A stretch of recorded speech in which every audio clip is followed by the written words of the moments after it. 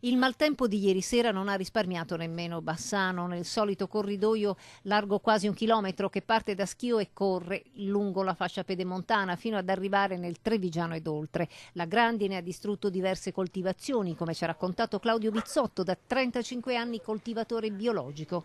Questa è una pianta di pero, chiaramente la grandine è durata per più di mezz'ora, anche se non era molto grossa, però ha compromesso tutti i frutti. Non sono solo i peri ad essere stati danneggiati, ma anche i peschi, le primizie come l'insalata, il sedano, il cappuccio, i piselli, oltre alle patate che si nutrono delle foglie esterne.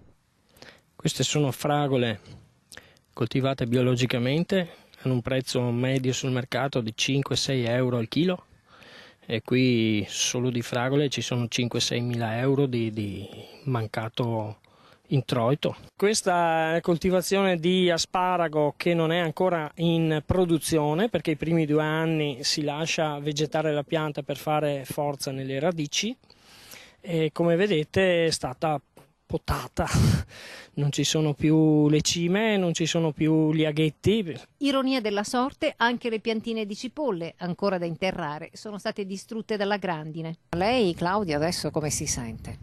Sono molto triste,